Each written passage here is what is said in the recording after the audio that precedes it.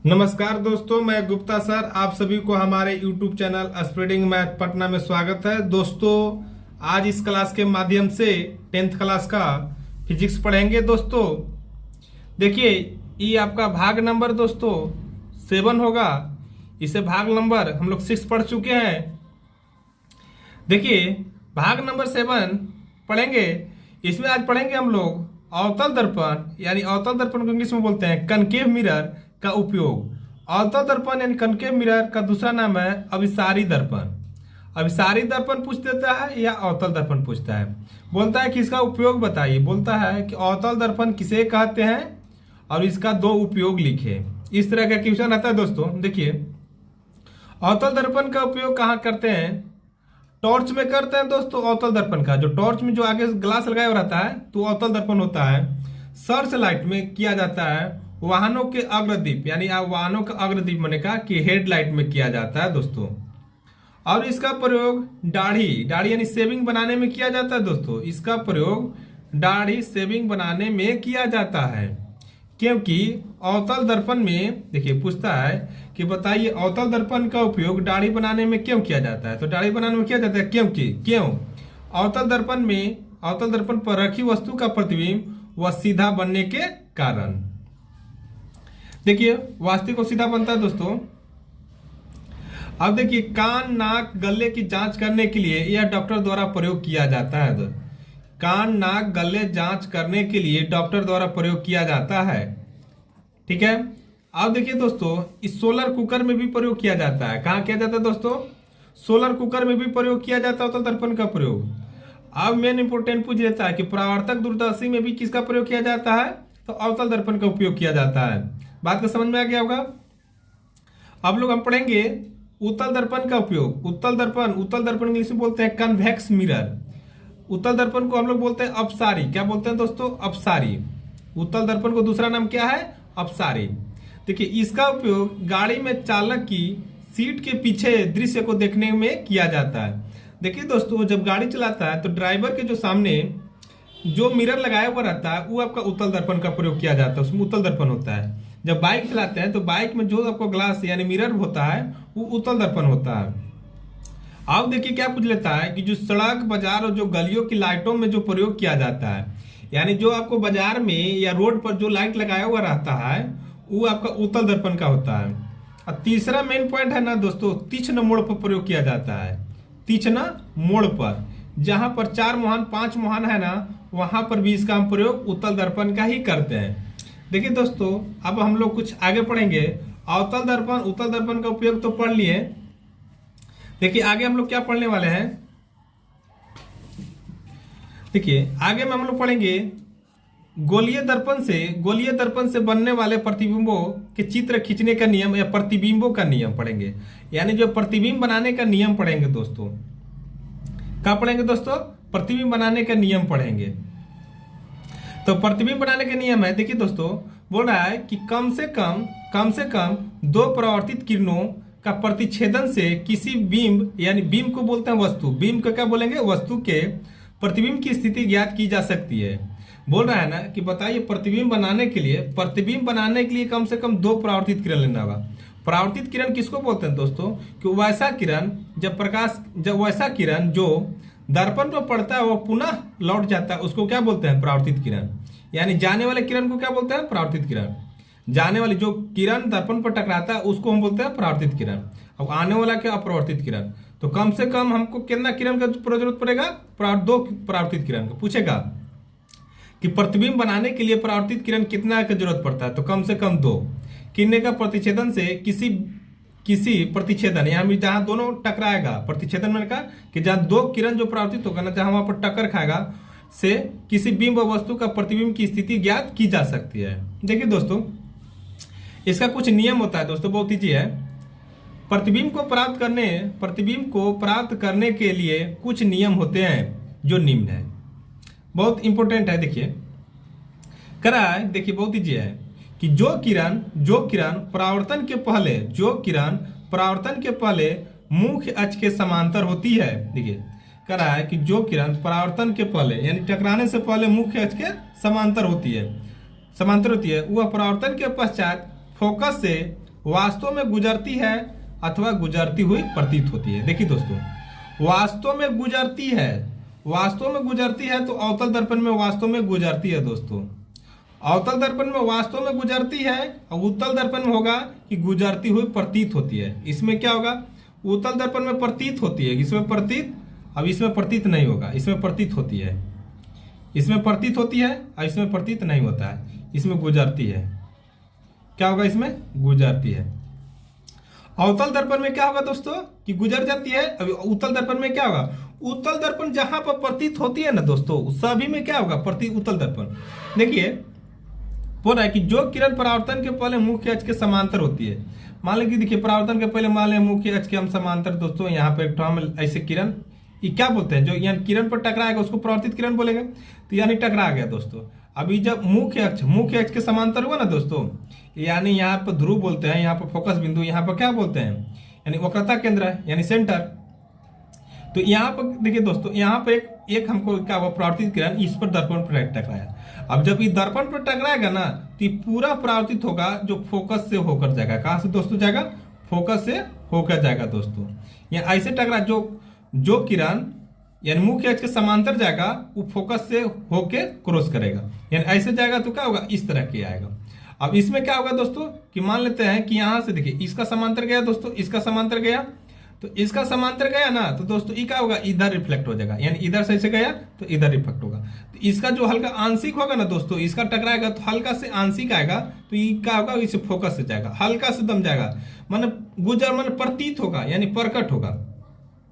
समझ में आ गया कि जो किरण परावर्तन के पहले मुख्य अक्ष के समांतर होती है, वह परावर्तन के पश्चात फोकस से वास्तव में गुजरती है। देखिए वास्तव में गुजर रहा है अथवा गुजरती हुई प्रतीत होती है। गुजरती हुई प्रतीत होती है क्या, हमेशा उत्तल दर्पण में होती है। गुजरती हुई प्रतीत क्या होता है, उत्तल दर्पण में होता है। बात को समझ में आ गया होगा दोस्तों। तो देखिए 4 नियम है, तो एक किरण तो हम लोग एक नियम पढ़ लिए। अब देख लीजिए दूसरा नियम का। अब देखिए क्या बोल रहा है, देखिए बहुत हीजिए, बोला कि जो किरण परावर्तन से पहले फोकस से गुजरती है। अब बोल रहा है कि जो किरण परावर्तन से पहले कहां तक बोल रहा है दोस्तों, फोकस से गुजरती है। माने इस तरह से हम इसे फोकस से, देखिए हम जानबूझ के फोकस से लेके गए, फोकस से गुजरती है। समझ में आ गया, इसको क्या, इसको हम बोलते हैं फोकस से गुजरती है, फोकस से गुजरती है। तो ये क्या होगा, वह परावर्तन के पश्चात मुख्य अक्ष के समांतर हो जाती है। ठीक है, तो यहाँ जब फोकस हम गुजारेंगे ना, तो जब यहाँ पर परावर्तन होगा तो परावर्तन होकर क्या होगा, इधर रिफ्लेक्ट हो जाएगा, यानी इसका समांतर हो जाएगा दोस्तों। फोकस ऐसे गया तो इस तरह का समांतर, अगर ऐसे आएगा तो इस तरह का आएगा। यहां से अगर यहाँ पे बचेंगे तो इस तरह का, अब यहां से बचेंगे तो इस तरह का। बात समझ में आ गया होगा। अब इसी तरह में देखिए दोस्तों, फोकस से यहाँ, तो मान लेते हैं हम फोकस से यहाँ पर इसे गुजारे, इसको फोकस के सामने देखिए, यहाँ से इसी तरह का हम फोकस यहाँ पर गुजारे, यहाँ पर इस तरह के, इसे फोकस से हम इसे गुजारे। हम मान लेते हैं कि इस तरह का हम इसे फोकस पे गुजारा है, तो फोकस पर नहीं गुजरेगा तो यहाँ से टकराएगा दोस्तों, कहाँ जाएगा, यहाँ से इसे टकराया, अब यहाँ पर रिफ्लेक्ट होगा। बात समझ में आया, तो यहाँ आभासी होगा। तो क्या होता है अवतल दर्पण में, अभी क्या होता है उत्तल दर्पण। देखिए अवतल दर्पण में क्या, गुजरती हुई, अभी उत्तल दर्पण में क्या होता है, प्रतीत होती है दोस्तों। तो समझ में आया कि जो किरण फोकस से होकर जाएगी वो मुख्य अक्ष के समांतर रिटर्न होगा, यानी अपरिवर्तित होगा। और इसमें देखिए फोकस की ओर यहाँ पर आ रहा था, अभी क्या नहीं, जब टकराया तो टकराया होगा, क्या होगा, मुख्य अक्ष के समांतर, इसको क्या बोलते हैं, मुख्य अक्ष समांतर क्या हुआ, रिटर्न हो गया। देखिए 4 गो नियम है, दूसरा नियम है, तीसरा नियम, पहला नियम तो बता दिए, अब तीसरा नियम देखिएगा दोस्तों। देखिए अब देखिए ये अवतल दर्पण उत्तल दर्पण आप लोग तो जानते हैं। अब देखिए पूरा है कि जो किरणें परावर्तन से पहले वक्रता केंद्र से, वक्रता यानी सी से बोल रहा है दोस्तों, सी से, जो किरण परावर्तन के पहले वक्रता केंद्र से गुजरती है अथवा गुजरती हुई प्रतीत होती है। देखिए अवतल दर्पण में क्या गुजरती है, उत्तल दर्पण में क्या होता है, गुजरती हुई प्रतीत होती है। बात के समझ में आ गया होगा दोस्तों। इसमें क्या होता है, गुजरती हुई प्रतीत होती है। अच्छा, तो जो किरण परावर्तन से पहले वक्रता केंद्र से गुजरती है तो गुजरती हुई प्रतीत होती है, वो परावर्तन के पश्चात ठीक उसी मार्ग पर लौट जाती है। देखिए दोस्तों ये बोला ना कि जब वक्रता केंद्र से, नहीं देखिए वक्रता केंद्र है, देखिए तो वक्रता केंद्र से बोल रहा है कि कोई किरण को हम यहां से क्या करेंगे, यहां से इसे गुजारेंगे, यहां से इसे गुजारेंगे, तो यहां से गुजारेंगे तो इस तरह का तो गुजरेगा दोस्तों। अब फिर बोल रहा है कि जब यहाँ पर टकराएगा ना तो पुनः फिर इसी मार्ग में लौट जाता है, फिर का जब यहां से इसे टकराएगा तो फिर इसी मार्ग में लौट जाता है। कब होता है? यानी जब सी से गुजरता है। अब इसमें देखिए जब हम सी से गुजारेंगे ना दोस्तों, तो देखिए यहाँ यानी सी से हम देखिए इस तरह गुजारेंगे ना, इस तरह का, तो यानी हल्का यहाँ दिखाते हैं, जब सी से गुजरेगा ना दोस्तों, जब सी से गुजरेगा तो यानी इस तरह कैसे कर देते हैं, इसे से जब सी से हम गुजारेंगे दोस्तों, सी से गुजारेंगे तो ये हमेशा फिर इसी में डायरेक्शन में ऐसे आया तो फिर बैक इसी में हो जाता है। बात समझ में आया? इस तरह का बनेगा कि वक्रता केंद्र से गुजारेंगे तो फिर इसी रास्ता में लौट जाएगा। अगर यहाँ फोकस से गुजारते तो इस तरह जाता है, अगर यहाँ से गुजारते तो इस तरह आता। तो यहाँ पर उत्तल दर्पण का यहाँ फोकस से देखिए हमेशा देखना होगा कि सेंटर पर जाना होगा, तो सेंटर से यहीं से मारेंगे तो यहाँ से टकराया तो यहाँ से फिर क्या हुआ, रिटर्न हो गया। ये हल्का क्या है, फ्यूचर यानी इमेजिंग हो रहा है, क्या आभासी हो रहा है। अब चौथा नियम देखिए दोस्तों, देखिए अब जो किरण दर्पण के ध्रुव पर टकराती है, अब देखिए दोस्तों डायरेक्ट यहां से क्या हुआ, ध्रुव पर टकराया, क्या हुआ, ध्रुव पर टकराया। जो किरणें दर्पण के ध्रुव पर टकराती है वह परावर्तन का नियमानुसार मुख्य अक्ष के समान कोण बनाती हुई प्रतीत होती है। अब देखिए यहाँ पर जितना कोण बनाया ना दोस्तों, मान लेते हैं यहाँ पर थीटा बनाया, तो यहाँ से जब रिटर्न होगा ना तो यहाँ भी क्या बनाएगा, थीटा ही बनाएगा दोस्तों। बात समझ में आया होगा? जब यहाँ से थीटा बनाया तो यहाँ भी लौटेगा तो थीटा ही बनाएगा। हम बताए थे जब प्रकाश के परिवर्तन के नियम पढ़ाते थे कि जितना देखिए इन दोनों के एंगल में जितना एंगल बनाता है उतने दिन में यहाँ भी बनाता है। ठीक है दोस्तों, तो यहाँ मान ली थीटा बनाया तो यहाँ भी क्या होगा, थीटा बनाएगा। मान लेते यहाँ पी बनाएगा तो यहाँ भी पी बनाएगा। बात समझ में आया होगा? इसमें भी देखिए यानी ध्रुव पर टकराया दोस्तों, तो यानी ध्रुव पर टकराएगा, इस तरह का टकराएगा, इधर टकराएगा, इस तरह यहाँ। अब यहाँ पर क्या होगा दोस्तों, इस तरह का होगा।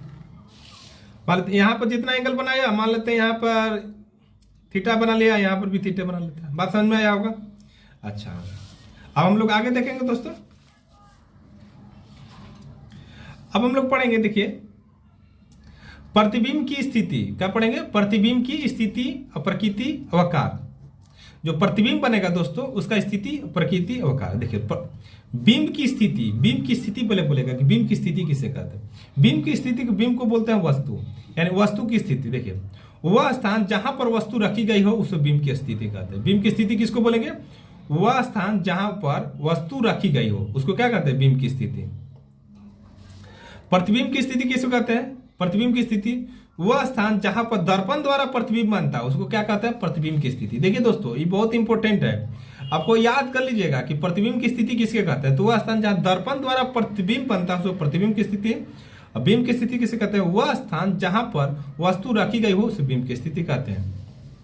अब देखिए प्रतिबिंब की साइज, यह प्रतिबिंब का आकार है, ये क्या है, यह प्रतिबिंब का साइज क्या बताता है, प्रतिबिंब का साइज यह प्रतिबिंब का आकार का है जो यह बताता है कि वस्तु प्रतिबिंब वस्तु से छोटा बना है या बराबर बना है या वस्तु से बड़ा बना है। प्रतिबिंब का साइज यही बताता है दोस्तों कि जो हमेशा जब प्रतिबिंब बनेगा ना वो प्रतिबिंब क्या वस्तु से छोटा बना कि बड़ा बना कि बराबर बना, ये क्या बताता है दोस्तों, प्रतिबिंब का साइज। आप देखिए दोस्तों बहुत वेरी वेरी इंपॉर्टेंट है प्रतिबिंब की प्रकृति। ठीक है, प्रतिबिंब की प्रकृति क्या होता है, देखिए प्रतिबिंब की प्रकृति दो तरह का है, वास्तविक और उल्टा, आभासी और सीधा, दो तरह का बनेगा। जब वास्तविक और उल्टा बनेगा ना दोस्तों तो यह हमेशा दर्पण के सामने उल्टा बनता है। जब वास्तविक और उल्टा बनता है तो यह हमेशा क्या बनता है, यह हमेशा दर्पण के सामने बनता है। वास्तविक प्रतिबिंब दर्पण के सामने बनता है, उल्टा बनता है। उल्टा तो उल्टा और वास्तविक मैंने कहा कि हमेशा सीधा, सॉरी सीधा नहीं, वो हमेशा दर्पण के सामने बनता है। आभासी और सीधा देखिए यह हमेशा दर्पण के पीछे और सीधा बनता है। बात तो समझ में आया होगा दोस्तों? ठीक है, देख लीजिए बिंब की स्थिति किसे कहते हैं और प्रतिबिंब की स्थिति किसे कहते हैं और प्रतिबिंब की प्रकृति। चलिए लास्ट पॉइंट हम बताने वाला दोस्तों, ये चीज वेरी इंपॉर्टेंट है। देखिए ये आपका बहुत इंपॉर्टेंट है दोस्तों, बहुत वेरी वेरी इंपॉर्टेंट। ये आपको याद होगा तभी आप प्रतिबिंब का चित्रण कर पाइएगा। और जो 5 नंबर के पूछा जाता है, देखिए अवतल दर्पण से पहले बोलते रहे, अवतल दर्पण में प्राप्त प्रतिबिंबों की स्थिति, आकार तथा प्रकृति। देखिए ये क्रमांक से क्या, 6 गो। अवतल दर्पण में 6 गो कंडीशन बनता है दोस्तों, 6 कंडीशन बनता है। देखिए वस्तु की स्थिति यानी बिंब की स्थिति, वस्तु की स्थिति मतलब का कि बिंब की स्थिति। अब प्रतिबिंब की स्थिति यानी प्रतिबिंब कहाँ पर बनेगा, उसका मतलब चित्र कहाँ पर बनेगा दोस्तों। प्रतिबिंब मैंने कहा कि जब ऐनक में आप चित्र देखते हैं ना तो यानी जो पीछे दिखाई देता है आपका चेहरा वही प्रतिबिंब हुआ। वस्तु मतलब का जो आप खड़ा है वही आपका वस्तु हुआ। अब प्रतिबिंब का आकार, आपका जो प्रतिबिंब यानी जो आपका चेहरा बना वो बड़ा बना कि छोटा बना। प्रतिबिंब की प्रकृति माने उसका गुण क्या है, नेचर क्या है, उसका नेचर पूछ रहा है। देखिए वस्तु की स्थिति देखिए दोस्तों, अनंत पर, अगर अनंत पर रहेगा तो प्रतिबिंब की स्थिति क्या होगा दोस्तों, फोकस पर। कहाँ होगा दोस्तों, फोकस पर। वस्तु की स्थिति जब अनंत पर रहेगा तो कहाँ बनेगा, फोकस पर बनेगा। उसका आकार क्या बनेगा, बिंदुवत, एकदम छोटा बनेगा, एकदम छोटा। अब प्रतिबिंब की प्रकृति देखिए दोस्तों, सभी वास्तविक तथा उल्टा याद कर लीजिए, लास्ट में छठा में चेंज है ना दोस्तों।